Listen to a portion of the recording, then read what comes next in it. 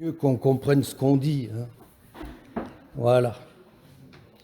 Alors désormais, quand on va professer le credo, le grand credo, on va dire « Je crois en un seul Seigneur Jésus-Christ, non plus de même nature que le Père, mais consubstantiel au Père. » Alors, ça vient compliquer un peu plus une formulation qui est déjà étrange. Je crois en un seul Seigneur, né du Père avant tous les siècles, Dieu né de Dieu, lumière né de la lumière, vrai Dieu né du vrai Dieu, engendré non pas créé. Quelle avalanche! Et voilà qu'on vient la compliquer. Alors, tout c'est clair. Quand on se rappelle là, ça c'est pour les anciens, et quand on apprend, ça c'est pour les jeunes, que ce grand credo, c'est la réfutation d'une hérésie. C'est la réfutation point par point. Chacune des formules employées cible un objectif pour le détruire. On remplace par la vérité ce qui était l'erreur, de telle sorte que ce grand credo, c'est une rafale de missiles théologiques. L'hérésie à anéantir, je dis bien qu'il s'agit de l'anéantir, c'est l'arianisme. On est au IVe siècle. Le IVe siècle, vous vous souvenez tous, 313, fin des persécutions, Constantin proclame l'édit de Milan. Et alors attention, l'édit de Milan, c'est simplement la liberté de culte pour les chrétiens. Constantin ne s'est pas converti, Constantin est un utilitaire, il attendra son lit de mort pour se faire baptiser dans l'idée que ainsi il fera l'économie du purgatoire. Erreur totale, là. Mais donc il n'est devenu chrétien qu'au moment de sa mort. Pour le moment, en 313, il nous donne la liberté de culte et les persécutions s'arrêtent. Et voilà que, à Alexandrie, un prêtre, Arius, qui est un homme très intelligent, très séduisant, très orgueilleux, très ambitieux et très doué pour la controverse, il décrète que le Fils de Dieu n'est pas Dieu. Celui qui naît à Noël, il n'est pas Dieu. Alors évidemment, c'est très ennuyeux parce que si Arius a raison, le christianisme s'écroule. Donc son évêque, l'évêque d'Alexandrie, c'était Alexandre, il voit tout de suite le danger, il réunit un synode et il fait condamner Arius. Mais Arius n'a rien à en cirer et il ne se réduit pas à la sentence qui a été prononcée contre lui. Il va se réfugier à Nicomédie, en Turquie, qui est la capitale de l'Empire, là où réside Constantin, et où, par chance, l'évêque Eusèbe et son copain, ils ont fait leurs études ensemble. Alors on a donc deux clans, Alexandre à Alexandrie et Arius et Eusèbe à Nicomédie. L'église d'Orient est déchirée. Et nous sommes en Orient. Alors, on a des difficultés à comprendre, nous. Des controverses sans fin déchirent l'Église. L'Orient, et on a ici ce soir la chance d'avoir Francis et Diana, si je me souviens bien, qui en viennent et qui attesteront que j'ai raison. C'est le pays des controverses sans fin. C'est passé dans le vocabulaire français où on parle des querelles byzantines. Les querelles byzantines. Au moment où Byzance est assiégée, ils débattent sur le sexe des anges. C'est prodigieux. Donc, pour bien comprendre, c'est le tohu-bohu. Et l'empereur Constantin, ça lui va pas. Il dit, moi je veux que mon empire soit en paix, donc on va essayer d'y voir plus clair, et il convoque un concile, pas un synode, cette fois un concile œcuménique. Il y avait 100 évêques au synode, il y en a 318 à Nicée. Nicée, c'est un faubourg de Nicomédie. On dirait aujourd'hui à Neuilly avec un président qui réside à Paris. Donc Nicée égale Nicomédie. 318 évêques. Et ils vont examiner la doctrine d'Arius et ils vont la condamner. Et ça va être fait très vite, puisque ils se réunissent, je ne sais plus. Enfin, en 2 mois, ils se mettent d'accord, ce qui pour un concile est quand même extraordinaire. Le concile Vatican II a duré 5-6 ans, je ne sais plus. Vous voyez, en général, on compte en années. Le concile de Trente, c'est la même chose. Celui-là, en 2 mois, s'est plié. Arius dit des énormités. On les condamne. Mais on explique. On explique. Et on envoie ces missiles-là. Donc, Arius disait, il y eut un temps où Dieu était seul et n'était pas père. Il a créé un fils afin de nous créer. Erreur. Le concile répond, la vérité c'est que le fils est né du père avant tous les siècles. C'est en gras, c'est ce que nous disons. Avant tous les siècles, donc il est éternel. Donc il est Dieu. Et on peut donc dire ensuite, il est Dieu né de Dieu. On pourrait mettre entre parenthèses, donc il est Dieu né de Dieu. Arius disait, le Fils n'est pas Dieu. On pourrait s'arrêter là. L'essentiel des missiles est venu à bout de la cible principale, puisqu'il s'agissait de dire, le Fils n'est pas Dieu. Il est Dieu né de Dieu. Mais il faut faire table rase. Il a dit d'autres choses qui se répètent dans cet Orient discutailleur. Et donc, il faut que chacune des choses qui se disent soit anéantie. Alors, on va envoyer d'autres missiles. Arius disait, le Fils est inférieur au Père. Puisqu'il est une créature, c'est normal. D'accord. Alors on a cette magnifique lumière née de la lumière. Ça, c'est d'une beauté formidable. Vous voyez, pour une fois, des théologiens s'appuient sur une réalité et non pas sur des concepts. Et nous sommes plus à l'aise pour comprendre. Qu'est-ce que ça veut dire? Quand, dans la nuit pascale, nous allumons nos cierges au cierge pascal, le cierge pascal ne diminue pas son feu parce qu'il me le transmet. Et il ne me transmet pas un feu inférieur à celui qu'il me transmet. Nous avons tous les deux la même lumière, bien que nous l'ayons échangée. Lumière née de la lumière, c'est-à-dire que la génération du Fils par le Père n'affecte pas la plénitude de divinité de l'un comme de l'autre. Le Père n'a rien perdu de sa divinité en la transmettant au Fils, et le Fils a reçu une divinité plénière. Lumière née de la lumière, ça veut dire que le Fils n'est pas un Dieu de seconde zone. C'est très important, ça.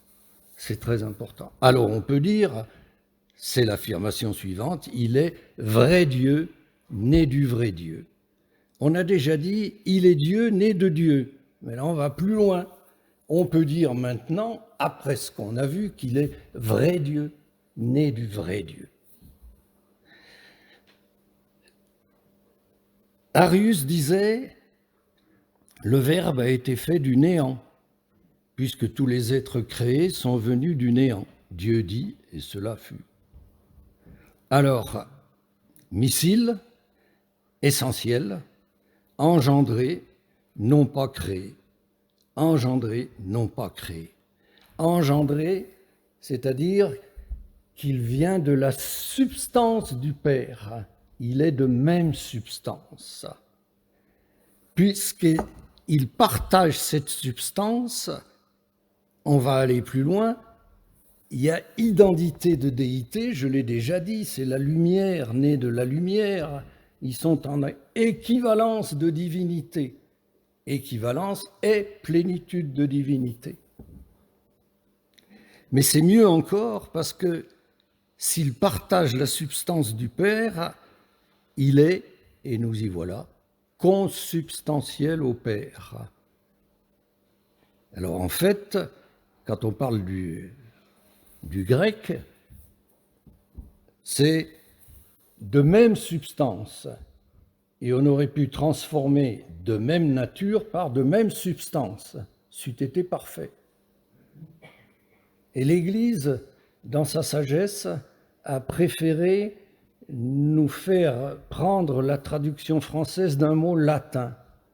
Consubstantialem patris, c'est ce qu'on chante dans le credo en latin quand on le chante à Lourdes, à Paray, etc. Donc nous y retrouverons maintenant quand on chantera consubstantialem patris, parce que nous aurons dit en français consubstantiel au Père.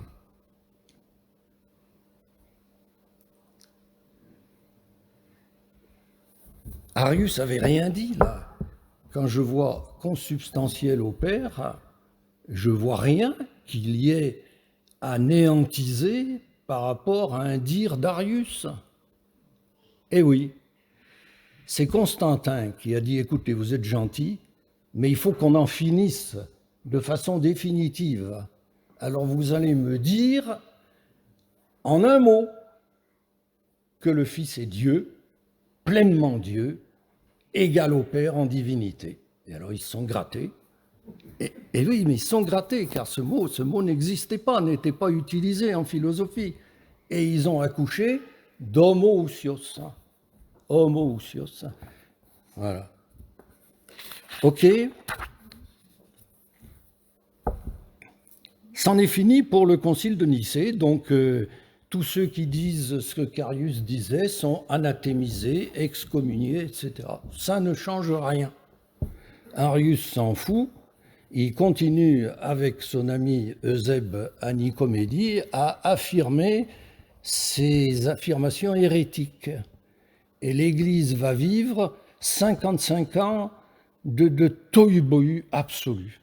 Benoît XVI, quand il en parle, dit que c'était une bataille navale dans l'obscurité de la tempête. 55 ans, de 325 à 380, parce que Constantin meurt et son successeur est arianophile. Il est d'accord avec Arius. Donc, il va exiler l'évêque d'Alexandrie, Athanase. Il va l'exiler 7 fois. On va exiler Hilaire de Poitiers. Lui, Athanase, on l'envoie à Trèves. Vous voyez un peu, Alexandrie, Trèves. Et Hilaire, on l'envoie en Phrygie, Turquie. OK ? Donc, ça dure 55 ans, jusqu'à ce que succède à l'évêque arianophile un évêque chrétien, vraiment chrétien, qui n'a pas attendu de mourir pour se faire baptiser. Il s'appelle Théodose, et alors lui, il règle le problème en disant « Qu'est-ce que veut l'empereur ? Il veut que les choses dans son empire soient au calme. » C'est vrai de tout dirigeant politique. Hein, les gilets jaunes n'en aiment pas. C'est normal, c'est dangereux. Donc, voulant que son empire soit en paix, il décrète, il règle le problème, lui, de façon définitive, il décrète que la religion catholique, le christianisme, devient religion d'État. Tous nos peuples doivent se rallier à la foi professée par le pape Damas et l'évêque Pierre d'Alexandrie. C'est clair et précis. À ce moment-là, les ennemis de la foi de Nicée, les hérétiques, deviennent les ennemis de l'empereur. Alors c'est fini, c'est terminé. La paix va régner et l'hérésie est morte. Mais il a fallu 55 ans.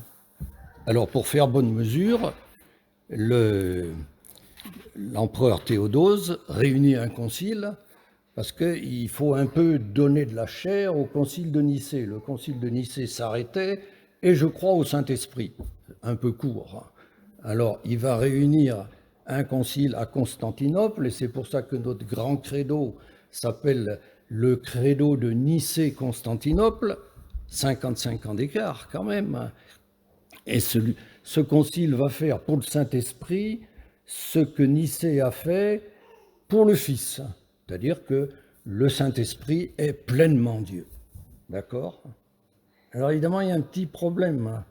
C'est qu'on a un Père qui est pleinement Dieu, on a un Fils qui est pleinement Dieu, et on a un Saint-Esprit qui est pleinement Dieu. Alors le danger, vous le voyez tout de suite, c'est qu'on a 3 dieux. Et donc il va falloir arriver à conceptualiser le mystère de la Trinité. Et ça va, vous l'avez là, c'est affiché, ça ne se fera que 3 siècles plus tard, en 675, le concile de Tolède. Vous voyez que la Sainte Trinité, ça n'est pas sorti en l'an 3 post-résurrection. Il a fallu près de 7 siècles. Et alors cette magnifique formule, nous confessons que chaque personne est pleinement Dieu et que toutes 3 sont un seul Dieu. C'est magnifique. Ceux qui sont juristes apprécient. On ne peut pas dire plus en si peu de mots. C'est impossible. C'est magnifique. Voilà notre foi. Ok. Bon, Jacques, t'es gentil. J'ai rien compris. Ben, c'est pas grave. Mais c'est pas grave. Tu trouves qu'on coupe les cheveux en 4. Tu trouves qu'on fait comme eux, ils faisaient dans l'Orient, qu'on ratiocine, Bon, alors, écoute, Saint-Augustin. Saint-Augustin s'est affiché. N'attends pas de comprendre pour croire. T'as rien compris, pas grave. Crois pour comprendre. Tu comprendras en croyant, en faisant confiance. Donc, le premier mot important de notre grand credo, c'est pas consubstantiel, là. C'est credo. Ah non, mais c'est important, ça, vous voyez. Le prêtre commence, je crois, mais il faut qu'on le dise, nous, avec moi aussi, je crois. Puis je comprends peut-être pas tout ce que je dis, mais j'ai confiance. OK? J'ai 5 minutes ou il faut arrêter? Bon. Alors à quoi ça sert tout ça? Bon, ça sert à pas mourir idiot dans nos Eucharisties, on est d'accord. Mais on est dans l'Avent, on pense à Noël. Et nous avons sur Noël un regard hémiplégique. C'est-à-dire que nous regardons la crèche et nous sommes émus, nous sommes par ce tendre spectacle d'un petit enfant qui vient au monde. Puis c'est fini. Ben oui, mais il en manque la moitié. Parce que ce petit enfant qui vient au monde, il est Dieu, il est pleinement Dieu, il est Dieu à l'égal du Père. Oh!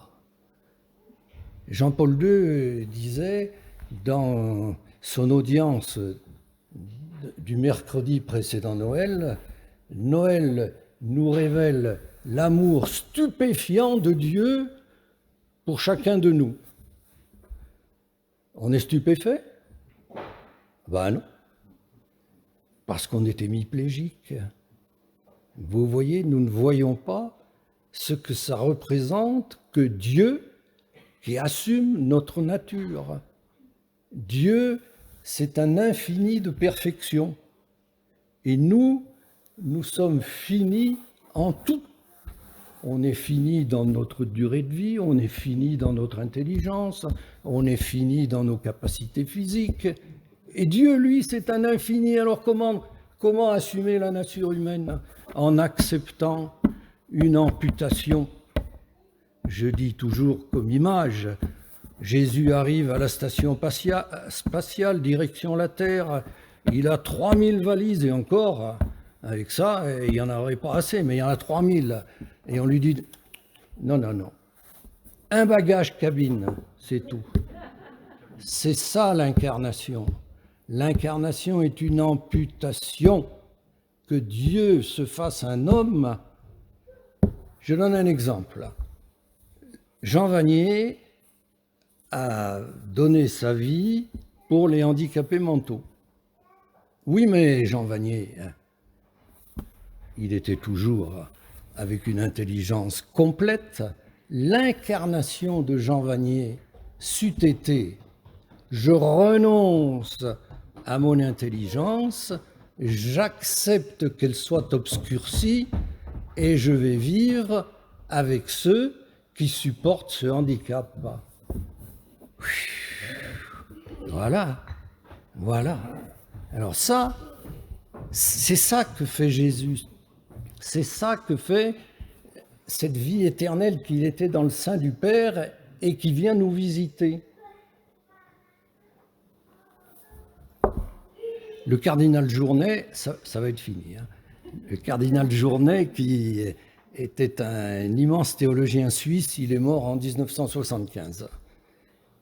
Il a été fait cardinal parce qu'il était immense théologien. Il faisait le cours de Christologie, donc il parlait de Jésus. Et alors il avait cette particularité, c'est qu'il pleurait quand il parlait de Jésus. Et ses étudiants ont raconté comment ils étaient bouleversés. Donc le cardinal Journet disait « Tant que nous n'aurons pas compris que Noël est une folie de l'amour de Dieu, nous n'aurons pas compris Noël. » Tant que nous n'aurons pas compris que Noël est une folie de l'amour de Dieu, nous n'aurons pas compris Noël. Alors voyez-vous, quand le bon Dieu prend sa marguerite de l'amour, il dit « Je t'aime un peu, beaucoup, passionnément », à la folie, il y est allé, à la folie. Et moi je prends ma marguerite de l'amour. Et comme je suis honnête, je dis « Mon Dieu, je t'aime un peu, pas plus, pas assez, pas assez. » Alors, le programme de notre Avent, ça pourrait être d'avoir le désir d'aller un pétale plus loin. Je t'aime un peu plus, jusqu'au jour où je pourrais dire beaucoup, et jusqu'au jour où je pourrais dire à la folie, mais ça c'est quand j'aurai traversé la mort et que tu me recevras dans tes bras.